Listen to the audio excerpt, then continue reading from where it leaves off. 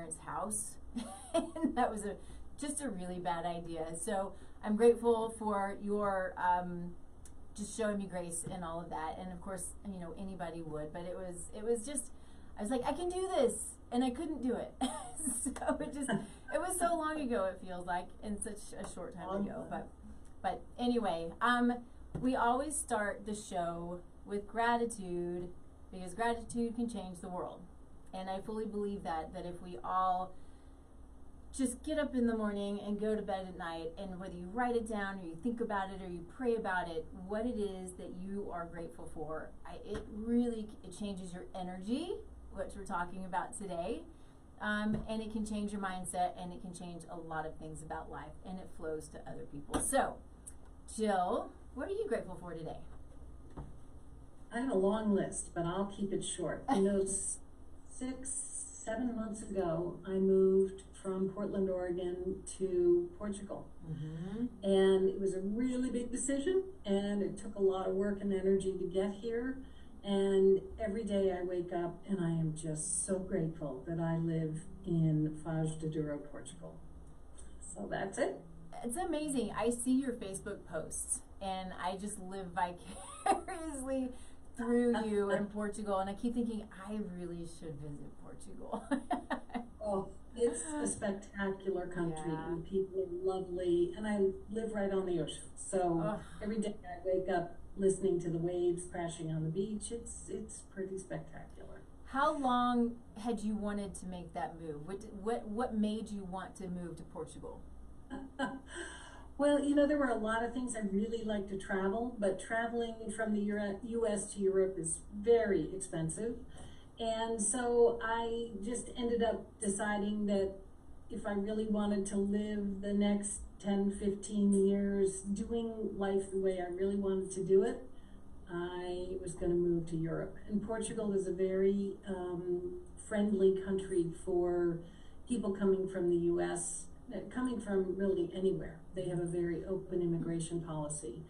And it's a lot of work, but it's really very doable. Mm-hmm. So it just became an obvious choice, and I made the decision in about 24 hours after thinking about it for a while, and then it was game on. Nice. So do you at this point, or does it take some time to have, I guess, dual residency? Yeah, I'm a resident of Portugal, but to become a citizen takes 5 years. Okay. I'm now studying Portuguese because you have to be able to pass a certain level of conversational Portuguese to become a citizen. Okay. And it takes about 4 or 5 years to get there. Okay. So I'm deep in it now. That's not an easy language. Oh, you're not kidding. Yeah, every day I think, what am I doing? But you know, catching a word here and there that someone's saying, it's like a huge victory. You know, I feel so successful. I'm like, he's talking about a car. I know that. You know, like, wow. But there's something also really powerful about being at this age in my life and starting on a new language. There's just something really cool. And you know what it's doing for me, Nikki, is I had a story that I lived all my life until literally this past year, that I didn't have an ear for languages because I did not do well in school in my language classes. And so my story was, I don't have an ear for languages. And I just realized I don't have to live that story. It doesn't have to be my truth. And instead, I'm going to learn Portuguese. And it is, in fact, a hard language. But I'm realizing I have a great ear for language. And so it's kind of fun to upend that story and move that energy out, if you will. Yeah, I love that. And I think that's something that I think all of us can take to heart, because we all have a story, you know, and it's maybe a story that we believe that we can't do something, or maybe that we shouldn't do something, you know, and I believe that we probably have the ability to change that story. I have a friend who's a narrative therapist, and that's kind of what she does, is she helps people to change the narrative, what you're telling yourself, you know. And you know, she deals a lot with trauma and lots of really hard stuff that's outside of my world, but changing your story it's really, would you call it kind of a block as well? Well, sure. I mean, in a certain way, like, for example, one of the reasons I had that story was because my French tutor called my parents one day and said, I don't really think that tutoring Jill is worth your money. Oh, no! Jeez. And I definitely was not getting it. But what I didn't know at the time, that I have known for years since, was that there was a whole big energy blockage going on with me that had to do with not being connected to my emotional awareness, not being connected to my physical body, and therefore information just flew right over my head because I wasn't really there to receive that information. I haven't been that way in 30 some odd years, yet I still carried the story that said I can't do a language. And in fact, I'm a writer. Of course I can do a language. So part of the issue with a block like that is to recognize that it's there. You know, I talk a lot about the formula for evolution in my school, either with the consciously curious, the people there for self-healing, or with my practitioners. And the formula for evolution begins with observing. If you don't notice what is going on in your experience, how you're thinking, how you're showing up, how you are engaging in your life, then you can't modify anything. You can't make that change. And there's a certain way in which you can notice and sort of not acknowledge it at the same time. You know, so you continue to do it because you're not saying, oh my gosh, I'm doing it again. Because in many cases, when someone realizes, oh, I'm doing it again, what they're really saying is they're shaming or they're blaming themselves in some kind of a way.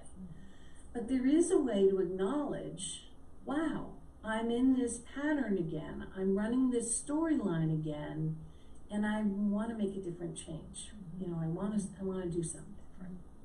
And so once that acknowledgement is articulated within the self, then the opportunity exists to move and to make a change. And with energy, that's paramount, because the piece that we all need to understand is that we will only let go of, and we will only release in our energy field what we're ready to let go of. If we have an attachment to something, whether it's conscious or unconscious, then we're going to hang on to that thing, and we will continue to run through whatever that pattern or that behavior is. But when you know it, when you own it and you acknowledge it, without the blame, without the shame, simply this is what it is, then all that energy becomes available for release. And when you release it and let it go, you incrementally move your way to a new place. So that's a really big piece. It's just a really, really big piece. I love that, and I'm so so excited to learn more. I was telling Jill when we were first starting, or just before we started the show, that the biggest problem that I have about this show is that I want to talk about everything that she has on her website. And you have to go to her website because it is chock full of information and blogs and resources and classes, and we'll talk more about this, you know, toward the end of the show. But this is, I was blown away. It's so much fun, and I'm just excited to jump in and dig in. Before we do, a couple of things. I want to make sure that I talk about what I'm grateful for, because we're coming up on Memorial Day, and I love Memorial Day. Yes, it's a long weekend. Yes, we almost always go camping, which is amazing. We go to the mountains. We let the dogs run free. That's one of my happy places, is just watching the dogs run across a pasture, you know. And it's so freeing and so fun, and they just have the most fun, and they're finding little animals and doing things that dogs do. But we are amazingly grateful for our veterans, our military people. We have lots of military in our family. We have military neighbors. We have military. We had our 2 guests on last week, Lacey and, oh my goodness. I can't believe it. Megan, goodness gracious. But Lacey and Megan, who are owners of Elevated Oats, are also vets and spent time in the military. And so we're grateful for our country, grateful for our freedoms, and grateful for our military. So thank you for all that you do. And let's talk a little bit about what got you to where you are. How is it that you have an institute and you teach all of these people, and what is that story? Because you do so much. It kind of astounds me. What she just told me was all energy. I'm like, okay, I got to find that energy. I will admit I have a ton of energy. That may be a good thing, it may not be a good thing. Well, 32 years ago, I was diagnosed with chronic fatigue syndrome, and I was 31. I had a 4-year-old son, and I would get up in the morning, and I would get my son off to his nanny, and this went on for 2 or 3 years, really. And I'd get him off to wherever he needed to be that day, and then I'd go home and I'd lie on the couch. And I'd sleep for 2 or 3 hours, and then I'd be up for 3 or 4 hours, and then I would drag myself to the bus stop or wherever I had to go to pick up my son and bring him home, and I would collapse again. My husband at the time used to say I really shone between 11 a.m. and 2 p.m. And it was not sustainable. I couldn't work, I couldn't do anything. A friend of mine said to me, Jill, I think you have an energy problem. And I wanted to throw her out the window because it was fairly obvious that I had an energy problem.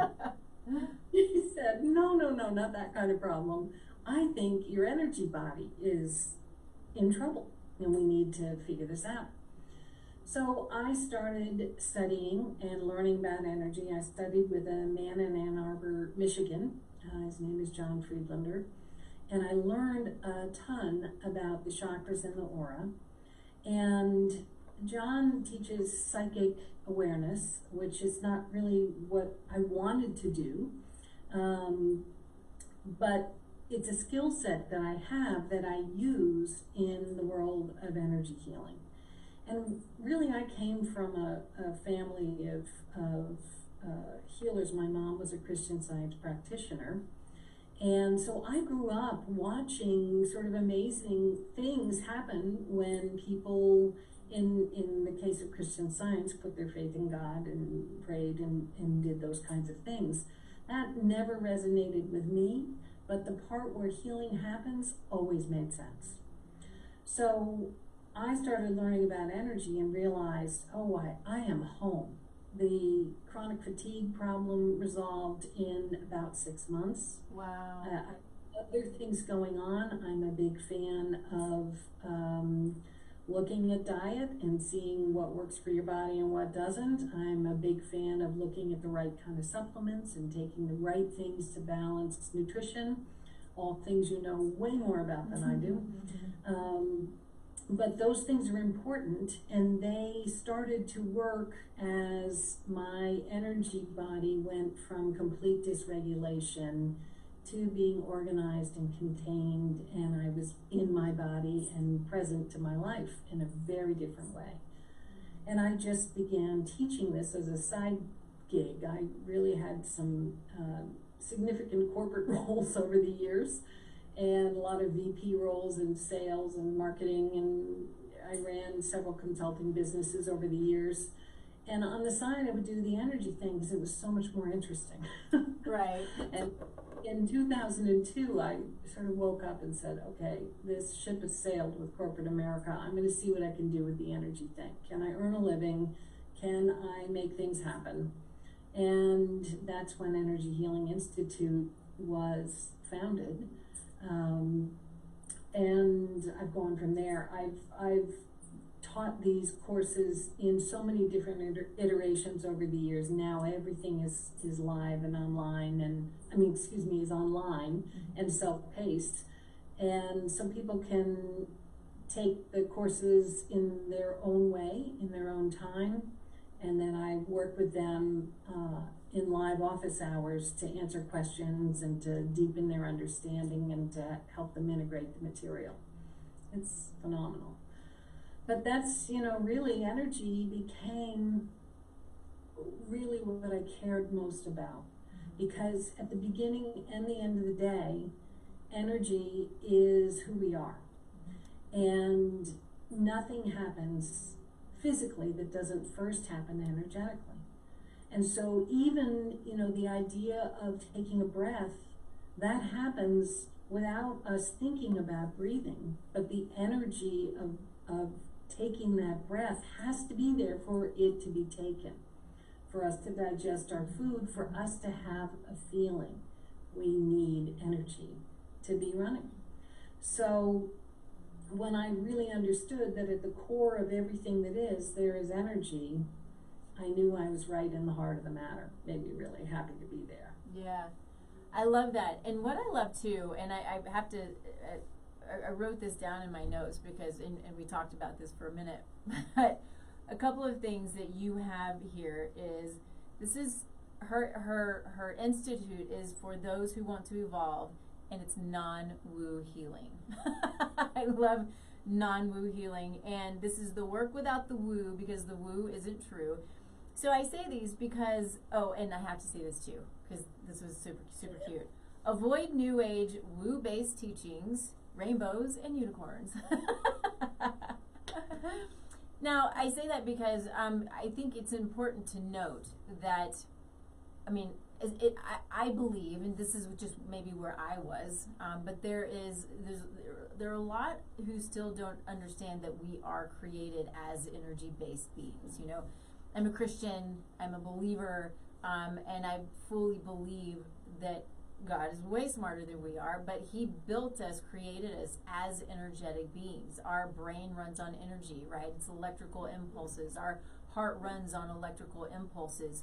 And everything around us is electrical impulses and energy. And so with that energy, and I know you're going to be able to explain this way better than I am. This is just my very surface level understanding. But we have the ability to send out that energy, or we do, whether we like it or not. We're sending out an energy, whether it's positive or negative. And when we talk about, I talked about, start the show with gratitude, that is sending out positivity and positive energy. And it's a real thing, which is why I'm like, it can change the world, because if we do it, it can change the world. I like the big picture stuff. So will you talk a little bit more about that, at least much better than I talk about it, and help those who maybe don't understand that piece of it, that it's not this, crazy out there woo thing, that it's a real thing. It's a real thing, yeah. There's two major schools of thought around energy, or energy systems, that we look at in the world. One of them is the meridian system. And I am not going to, for 1 minute, go down the path of the meridians, because I don't know them well enough to talk about them coherently. But it's a very viable way of looking at the body and what happens in the body. And the meridians are energy channels. They're pathways for energy to move in the body. The other energy system, and this is the one, Nikki, you might have to extend the show's hours for 30 hours today, but this is, I'm ready. This is the one I know a bunch about. And the system that I work in, it's the chakras and the aura. And in reality, when we look at our bodies, we think, okay, what's that song? Head, shoulders, knees and toes, right?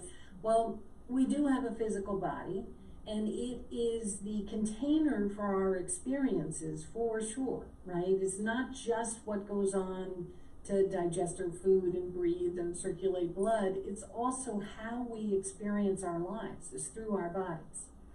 And there's an energy system for your physical body. It's called the etheric field or body. And it's comprised of thousands of chakras. For example, every joint in your hand has a chakra. Every joint in your foot has a chakra. Every joint in your body has a chakra. Your brain has gajillions of chakras. Your glands all have chakras. Your organs have chakras.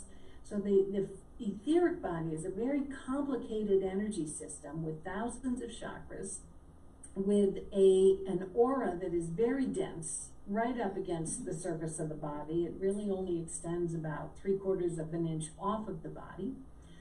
And then there are these nadis, N-A-D-I-S, nadis, that are tiny little minute energy channels that are feeding the chakras in the aura. And then there's something called major nadis that a lot of yogis will know about, the Sushumna and the Adha and the Pingala. And those major nadis are also delivering streams of energy to the physical body. So it's a very complex energy system in the same way that our physical plant, our physical body, is a very complex system as well. That's one body. Can I interrupt and ask you a quick question? Aura. Yes. Can you define or explain what that? And I know it's energy. I mean, and I know there are colors and things, and so I don't know that I want to get. I don't know how deep I want to get into it, but I don't truly understand it. I know people can see it and read it, and I don't get that at all. Okay. Sure. So generally, when we're thinking of the aura, we're thinking of the astral body, which is our second body. And that body is our emotional body. And the aura is one half of the energy system. There's the chakras and there's the aura. And the aura in the astral body extends all the way out. If you put your arms out side to side, all the way to the edge of your fingertips, it's up above your head, it's below your feet, it's out in front of you, it's behind you. So it's about, and it's called the luminous egg because it's kind of egg-shaped. And it extends 3.5, 4 feet off of your body. Mm. That's the energy that you use to be Nikki, to be Jill, to be your listeners. Every one of us has an aura. And the aura feeds energy into the chakras. And the chakras, when the energy moves from the aura into the chakras they metabolize. So, for example, if you have an emotion of extreme joy, energy is moving from the aura into the chakras, and you're using that energy to be joyful. Mm. If you're deeply sad, that energy comes from the aura, moves into the chakras, you experience that sadness, the chakras are resonating that energy. They're using that energy for that emotion. So the aura is a field of influence. It's your field of potentiality that you use to manifest your life. When people read auras, and I do that for a living, I don't read auras the way a psychic might. I read auras for the purpose of understanding what are the patterns, what are the blockages, what are the connections that need to be made in my client's field or awareness so that they can make changes that they want to make. What are they holding that they need to put down? And I do that through a skill called clairvoyance. I physically read the energy body. I see the energy. So when people read auras, they are potentially looking at those kinds of things, patterns and blockages and impediments to actualizing life. I can't speak for what other people do, but I use it in that context. And so the aura and the chakras they go hand in hand. You don't just clear your chakras, because if you just clear your chakras, what you're clearing is the energy you've been using to do whatever it is you're doing. But if you don't clear the aura as well, then you're not moving out the big chunks of energy that are just waiting for that moment. For example, you know, we all have behavioral patterns. I used to be a rageaholic. You know, grew up in kind of an angry house, and so I thought that the smallest thing deserved a massive dose of anger, and I thought big things also deserved a massive dose of anger.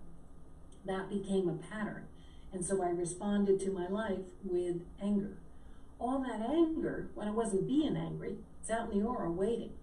But, you know, you come across the room and look cross-eyed at me, and boom, it's going to come. It's going to go into the chakras, metabolize, and be expressed as anger. So I can clear the anger in my chakras, but if I leave the big chunks of it in the aura, I'm not really moving the pattern very much. And so when we work with energy healing, we're working in both of those places, in the chakras and the aura, because you can't have one without the other. How's that for detailed? That's good. I'm like, okay, where do we go now? So that came off of just taking the woo out of energy. Is there anything that we want to hit on that, or do we want to move on? Yeah, I just want to say one thing about that. Mm-hmm. There's lots of practices out there, and some are really grounded and really great, and some are, you know, kind of new age and really woo-centric. I really encourage people to use discernment, to really think about, does this sound grounded? Does it sound like the practice or the process is going to be effective versus sort of a wish and a wing and a prayer, as my mother used to say? You know, there's no magic bullet with evolution. We have to own it. We have to see where we are in space and time. We have to acknowledge that there are patterns in play, and we need to move through them. And it's not likely to be something where poof with a magic wand and now it's gone. Okay. That's my statement. Yeah, no, I love that, and thank you. I guess I'm going to take a quick break because there's something that's kind of pulling me that I want to talk to you about. But we got to talk about our sponsor, who is amazing. We have Cellcore Biosciences, as you well know, as our amazing sponsor. They are, you know, they're super interesting. A lot of what they do with their supplements, I'm talking to you, Jill, because this is sort of kind of coming to me. And I'm not going to explain it well at all, but they're an interesting company because of their delivery system, which is fulvic and humic acid, and it's super unique in how it gets into the cells and brings the nutrients and the herbs into the cells. A lot of what they do, though, they do energy work with their supplements. And it's stuff that I can't speak to, but they have a lot of information on their website. They have tons of data and studies on their website, but it's they have a new product that's called, I think it's mental emotional support. They call it Me Support, and that's exactly what it is. It's this energy. Again, I'm like, whoa, what? And but they're having these amazing outcomes with people who are. I think a lot of it can be due to past traumas and things that they're not letting go of, and it's. Again, I need to learn more about it, but it is allowing people to kind of deal in a sense. And there's always work to do around these things, but it's just such an interesting company. But the core of what they do is to get to the foundation of health. So their supplements are there to support the mitochondria, which are our little energy factories, our cells, all of those. We are all cells and mitochondria and microbes, and that's what this company is about, is supporting those, and of course getting rid of the microbes that aren't supposed to be there. And nobody likes it when I talk about this, but we all have worms we need to get rid of, and they are creating huge problems for us. And that is something that we do conferences and it's a lot of worm talk. But I get so excited about it. We have one coming up in August, so I'm stoked about that. But they are amazing. Go to their website, check out their data. If you want to learn more about them, then you do have to find a practitioner who understands the products, because they are very, very strong. And they work really well. So, but find a practitioner who's trained in it. Of course, that's what I do as well. It's good stuff. We appreciate them for being an amazing sponsor and are grateful for what they're doing and just bringing innovation to the world of health and nutrition and, medicine, because they are in the functional medicine practices, functional nutrition practices. So it's good stuff. Okay. So I had when we first started, or just before the show, I gave Jill a whole list of things that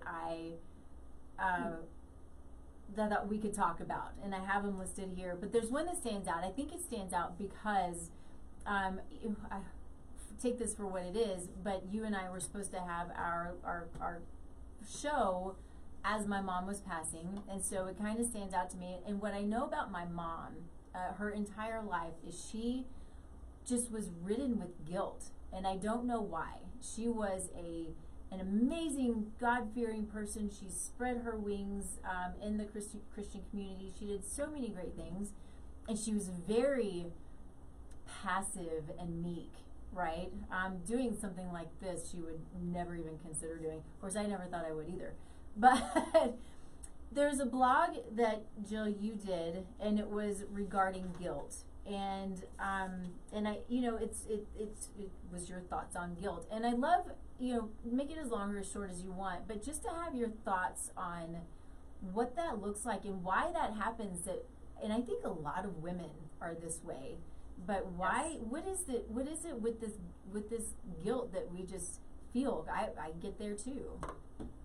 Yeah, well, to sort of kick things off about this topic, there's a wonderful book. Is it on my bookshelves? Because I have to fight to get his name, and I'm going to get it. Okay, that's okay. His last name is Hawkins, and I believe the first name is David Richard. I'm gonna come up with it, but I don't have it right now. But the book's name is Power versus Force, and it's a whole discussion about vibration and how different emotions bring different qualities to interactions. And he has a scale where he was able to register the vibrations of different emotions. And the two lowest vibration emotions that exist are guilt and shame.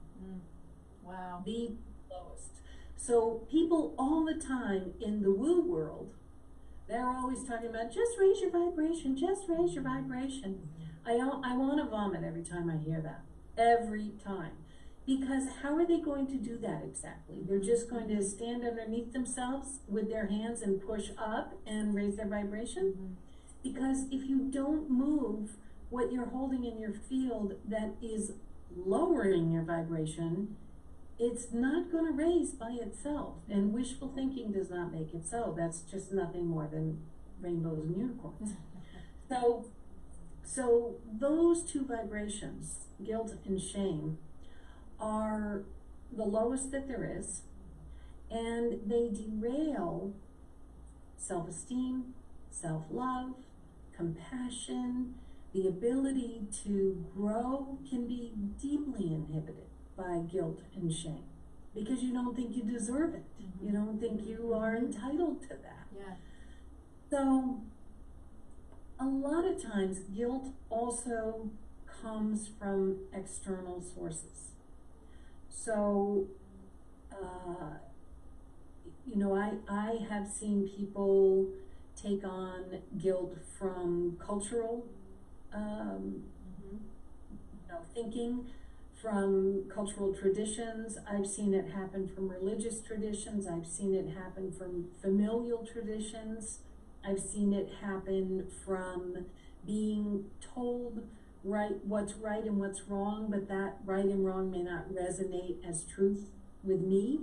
And therefore, if I do something that is outside of that right and wrong storyline, then the guilt is going to come rising up, especially if it's, something that you've internalized over time. So for me, by the way, 100% agree with you about women carrying a lot of guilt. Whenever I see that, that's the first thing I want to go after with my clients and with my students, because it has nothing to do with who they are. It's really imposed from some other place. And if we can recognize what we truly believe and what we truly own and what we truly feel that is right for us, then it doesn't matter if it's part of an organized religion or a family system belief or a cultural, tradition. It's our truth. Then there's zero guilt. So I always go after that. And the way people get there, in my opinion, is just through indoctrination to somebody else's belief system. And, one of the things that I remember reading back in 1992 when I first started on this whole path of healing with energy, was we create our reality according to our beliefs. So if we believe we are terrible, if we believe that because somebody else told us we are, then we're going to create experience after experience after experience where we prove ourselves right. Why? When each one of us, your belief system as a Christian would say things slightly different from mine, but the essential truth is absolutely the same, right? We are here to give, we are here to serve, we are here to learn and to grow and have experiences that bring us ever more fully into who we really are. Right. That's what we're here to do. So if that's the case, then why would we think we're terrible? Right. We're not, right? We're not. And I really can take it all the way to the place of saying,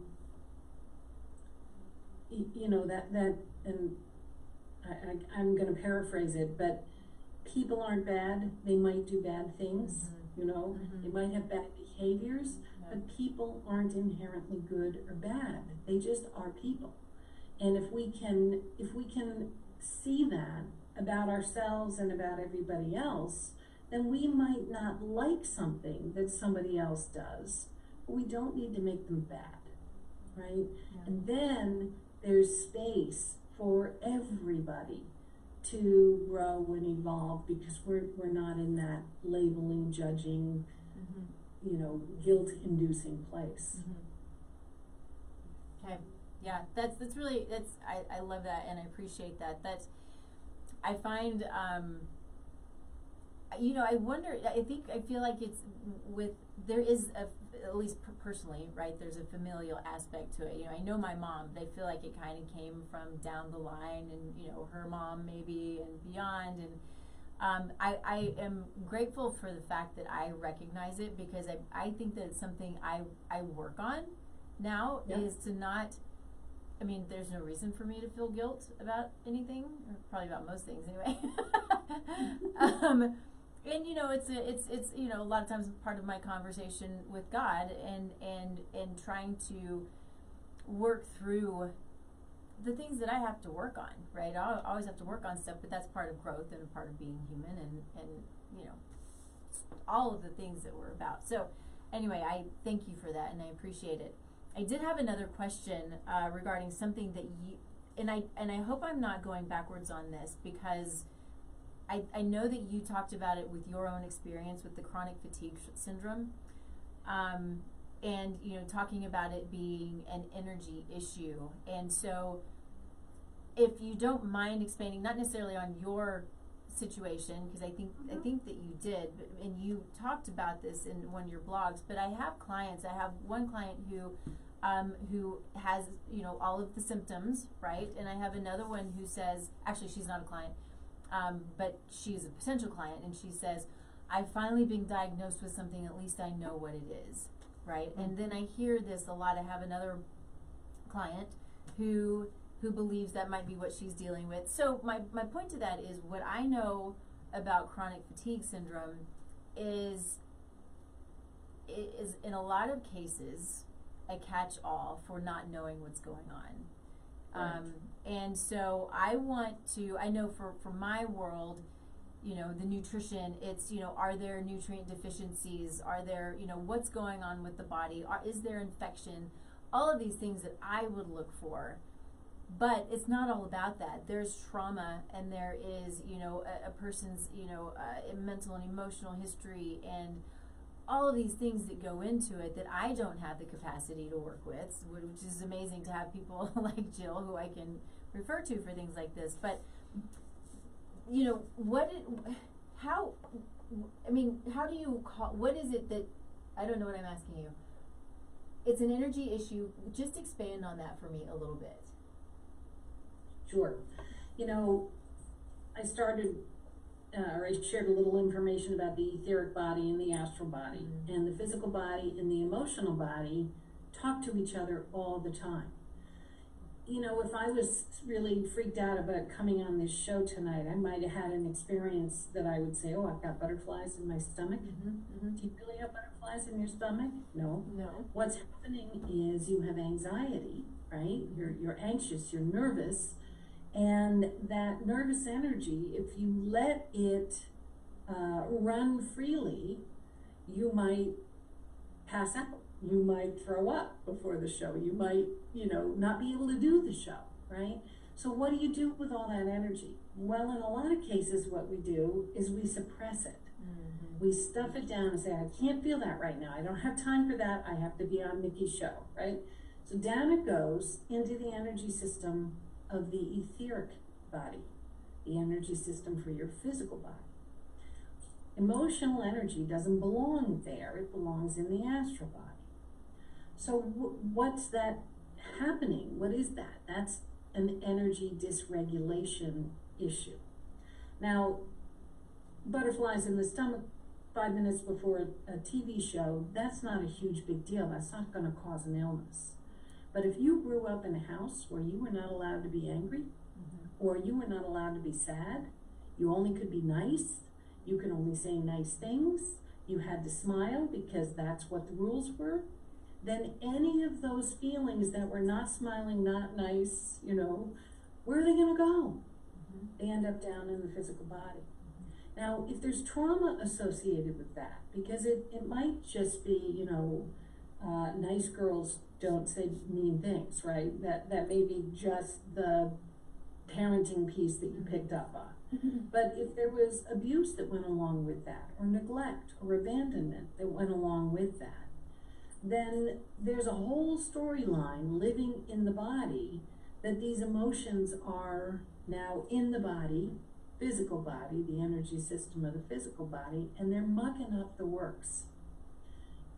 All of us have, you know, some sort of physical deficiency. For example, whenever I get a cold, I don't do a lot of nose running. It goes straight to my throat and I lose my voice. There's a chakra right here for the throat.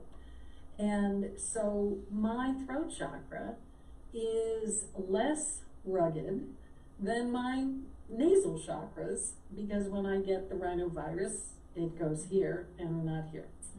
So all of us have these places where our bodies are not quite as efficient as they are in other places. And those are the chakras that get all the junk that comes out of the astral body and ends up in the physical body. And so over time, over lots of time, those kinds of things can become chronic problems. So, you know, my version of chronic fatigue was certainly fatigue, but there were also chemical sensitivities that I had that I no longer have. There were environmental allergies that I picked up that I didn't have and I no longer have. there were a whole host of things that went on with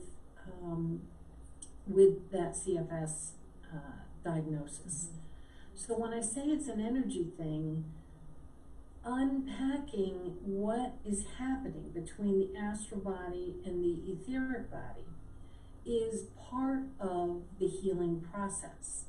And sometimes it's not needed because the nutritional pieces and I had vitamin IV therapy for a couple of years, and it never worked until I got the energy piece going. I paid for it. Yeah. But then when I got the energy piece under control, bam, the IV therapy was amazing.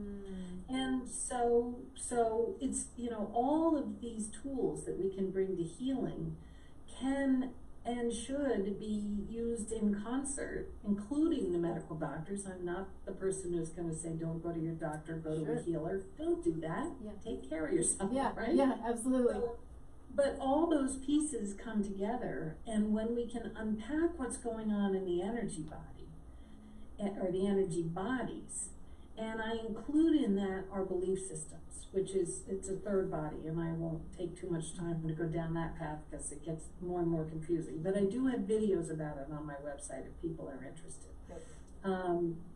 So anyway, unpacking all of that helps us understand, all right, what do we need to do at an energy level, and then of course other people are looking at the nutritional piece and the, as you said, the functional medicine piece, functional nutrition. I can't stand more firmly behind that if I tried.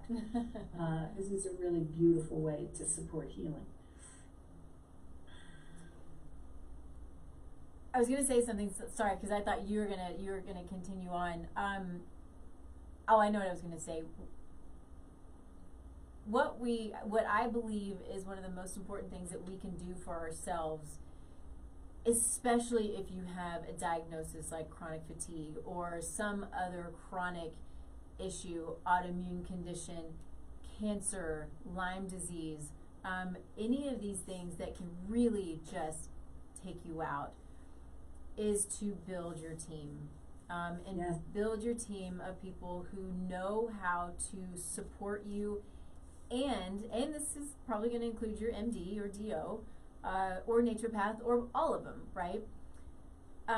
But people who have their specialties and want to work with the other practitioners. I think that that's the most important thing, is having your team and your team communicating. Yes. I think we have a really great medical system when it comes to acute care. When it comes to chronic care, we all, it's important to specialize, but in medicine we have a specialty in brain health, and a specialty in heart health, and a specialty in kidney health. And many times, not always, but many times, that's where, it's like me, that I have my blinders on and there's nothing else. And so whatever I do for your heart or your brain or your kidneys, I don't have to worry about the other stuff. But then there's not enough communication about the other stuff. So those are the things that in order to be your best advocate and be accountable for your health, is to find the people who can help you in all of those areas, including the mental and the emotional and all of the therapeutics, and find the people who you can trust. And that's not always easy. But building your team, and I've worked on a few teams where we've co-managed clients / patients, and it's a beautiful thing when everybody is working together for the goal of to get this person healthy. And it's so great too when the client, how supported they feel in that process, because they don't have to do it all. They don't have to figure it all out, and they've got this team who is working with them to figure it out. Oh, it's the best. Yeah. It is the best. Yeah. Well, and it's the best too, because we have our own areas of the world of health that we specialize in, and then we can bring it all together. And it's when I talk about running labs, we run labs, we run multiple labs, we take them and we put all of the pieces together the best that we can, and then we can do that. The world just gets bigger, and then Jill, you put your pieces of the puzzle together, and then the PT or the DO or whoever it might be, we all put the pieces of the puzzle together, and then we say, okay, this is what we need to do. And then of course we, it's never a straight line, to health, but it's so important to make sure that we're addressing all pieces as best we can, even if it's going to Jill's website. She has amazing free resources. You also have some inexpensive paid courses. I was like, whoa, that's amazing. I try and make the entry level things really affordable, because honestly, they're the foundations of energy work. I have a free course that is the very first two most important pieces for people to understand about working with the chakras and the aura. And I give that information away for free so that they can understand, okay, some people, that's all they're going to do. If they'll do that, they're going to change their lives. Yeah. And I'm more than willing to give that away. The Clear course is another course that is on there that is very inexpensive, and it's all the tools for clearing the chakras and the aura. If you're into self-healing, they're amazing tools, and you can use them for anything that's going on in your experience. So yeah, I try and make it accessible. Yeah, no, it's amazing. I literally was taken back when I saw that. I was like, okay, I'm in. But then you also have your one-to-one coaching, your business coaching, and anything else that you want to kind of put out there that people know that you do. Yeah, I run practitioner programs. I teach people how to bring energy healing into client practice.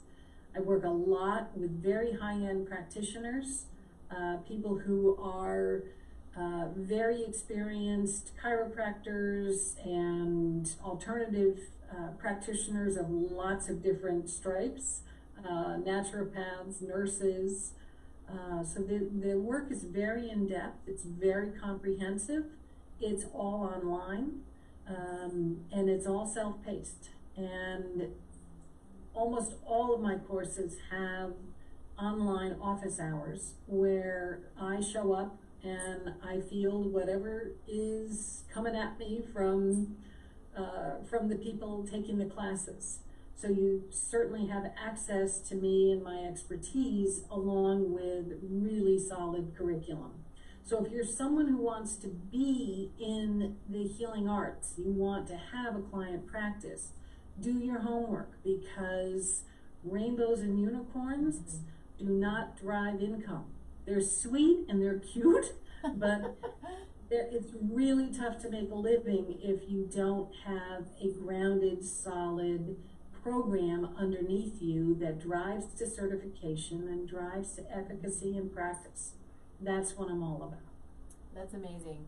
And so where can you be found? I thought I had, don't you have, hold on.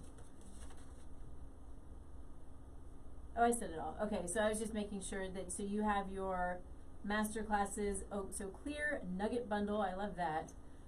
Your live, your master classes, private sessions, biz coaching. Okay, and so what is your website? Where can you be found? What's all your social media?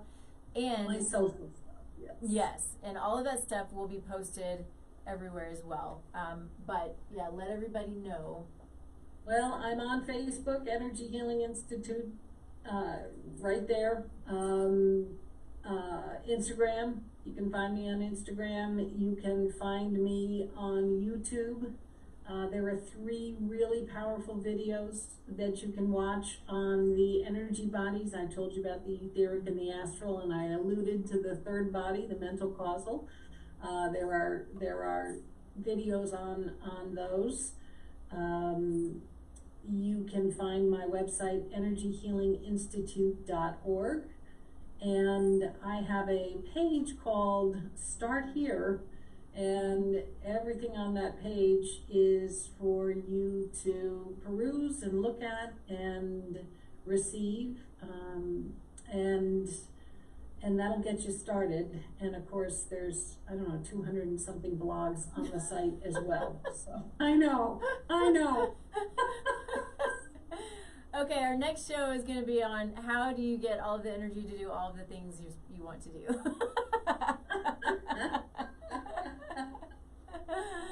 I love this so much, and truly go to her website. There's freebies are always good, but it just gives you a taste of what she has to offer, what Jill has to offer, and what she can do for you, maybe your clients, for anybody who is stuck, right? There's a lot of stuck people out there, and I think that I have my own stuckness. So,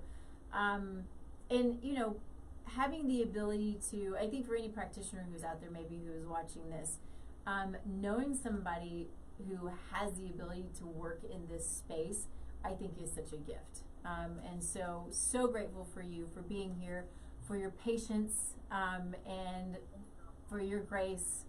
And anyway, I just appreciate you so much, and I just love this. And we will do it again for sure.